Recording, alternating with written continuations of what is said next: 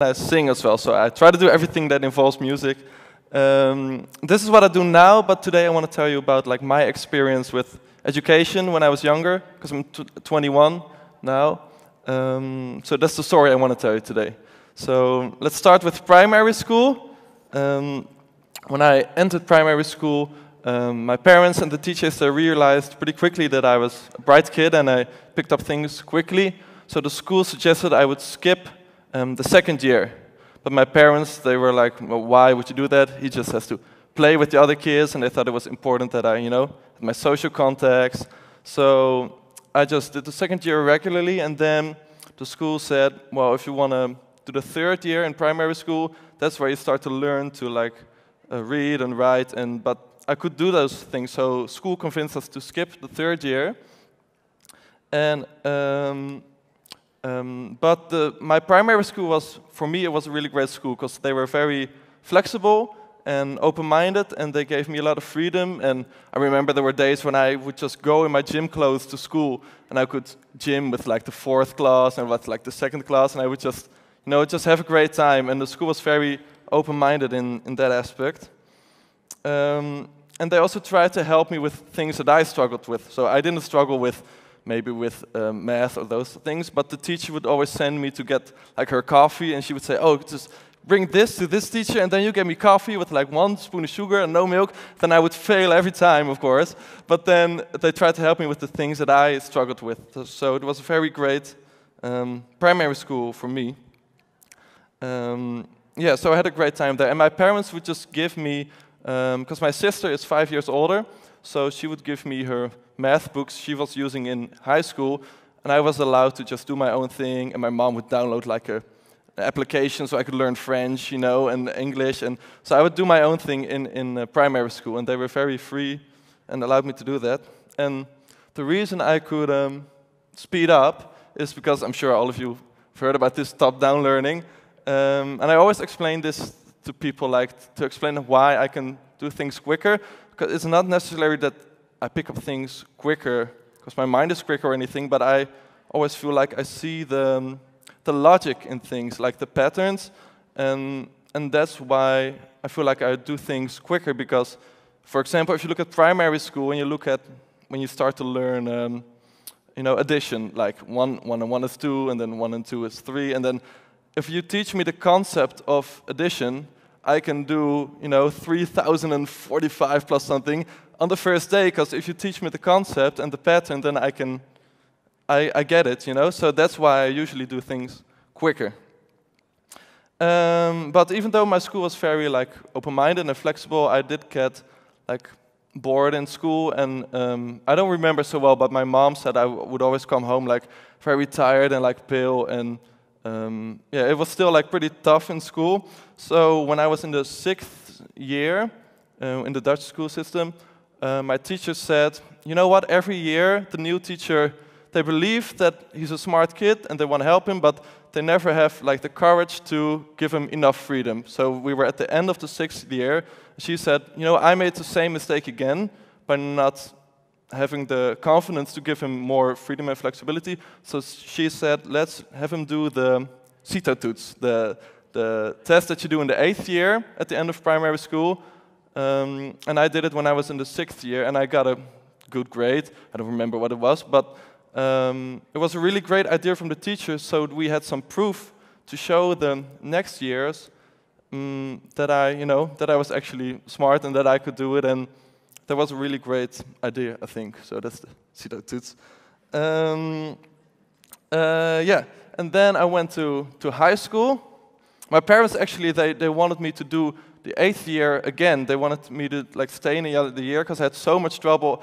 I was such a chaos. Well, still am today, but I always forgot like my books, and I forgot everything, and I would get lost, and I was such a chaotic kid. So my parents thought maybe he should do the 8th year again to like become a little bit more stable, I guess. But by that time I had like enough self-knowledge, and I was like, no, Mom, I can do it. I can go to high school, and I will not forget my books anymore. And turns out I was right, so I'm happy about that. So yeah, I went to high school, and my parents I called it made a deal. They went to the high school with the proof that we had when the test I did in 6th grade. And they kind of made the high school promise, okay, we're going to do whatever it takes to challenge Erik and to not let him get bored. And they called me proefkonijn, like, how do you say it in English? Oh, I was a guinea pig, apparently. Okay, so I was a guinea pig in the high school. So that was kind of the deal we made. And so high school said, okay, let's have him do the first 2 years in 1 year. But to be honest, after a few weeks, I really felt like I had taken a lot of steps back because I was so used to doing high school work when I was already in primary school. You know, I was doing like 5th, 6th grade math in primary school, so suddenly I had to do like 2nd grade math. So even though the school was allowing me to speed up, I was taking steps back. So eventually they took the risk to send me to the 3rd year after a few weeks. And it turns out I was able to keep up. And in January, so that's after a few months of the school year, I went to the 4th year. So, and I gotta say, the school was very, well, I think I said it here, the school was quite anxious to take this risk, and gotta give credit to my parents. They've been very like stubborn and quite, you know, forceful on the school, because they were like, we know our kid, and you promised you would do whatever it takes. And that's how I ended up in the 4th year, and I could keep up, and I was having a great time with both my peers in the lower class and with my peers in the 4th grade. So I'm really happy my parents took the risk, and the school as well. And again, the top-down learning helped me a lot, because everybody always asks me, how can you do 4 years in one if you have new subjects, you know, like, I don't know, like I had Latin for the first time, and Greek, and French, and, you know, and I had all these new subjects, and I had to do 4 years in one. But this is, again, where top-down learning comes in, because if you look at Latin, for instance, my classmates would, every week, they would learn a new, like a grammar pattern. And then, because I was in the 4th year, I had to do all the grammar patterns in one, you know, as a whole. And I could see the pattern, and it made it so much easier for me to just remember the whole thing. And that's how I could keep up with subjects I never had before. So I'm very happy the school took that risk with me, and my parents, of course. Yeah, and that's when I graduated. At 13, I did my high school exams, and it led to some media attention, because I don't know the details, but I was like one of the youngest kids to do my high school exam. And it led to me being on TV. I want to show you a fragment of that, because it's quite interesting. I always had this major passion for science, for physics and for math, and I was sure I wanted to be like, I wanted to study physics. But I also had a hobby, which was making music. I never really thought much about it. I was playing piano, and I would make beats at home, and I would do everything with music. And the reason why I wanted to show my music on national television, as you will see in a bit, it's not because I wanted to get discovered with my music, because I was 13, I didn't think about it. I just wanted to show that I was a regular kid, basically. That's the main reason, because when my story got in the news, I got so much comments about, oh, I'm sure he has no friends, and he has major autism, and you know, and I got all this hate, basically, this internet hate, and I was 13, and I was like, okay, I will show you, I'm a DJ, you know, I make fun music, and I was like, oh, let's show him that, kind of as a proof that I was a normal kid. So that's the reason I showed my music. And this is the video I want to show you. I'm 13 here. It's very cringy for me, but okay.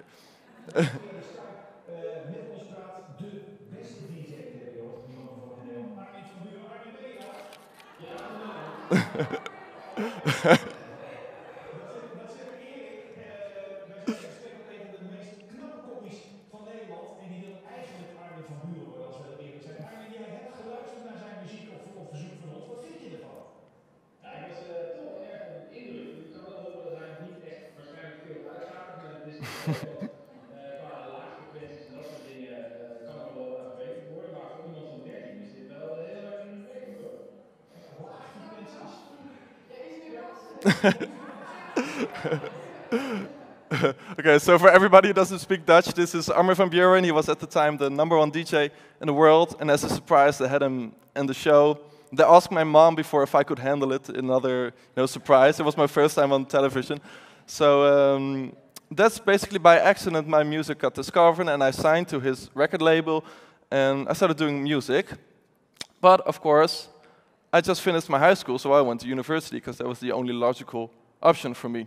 So I went to study physics in Delft, TU Delft, and I kind of struggled at that time because my music got discovered, and I released my first single at Emmer van Buren's label. But I also had to work full-time at my physics studies, and that's kind of where the university didn't have the flexibility of especially my primary school, but also my high school. Kind of that flexibility, that freedom that I was used to stopped.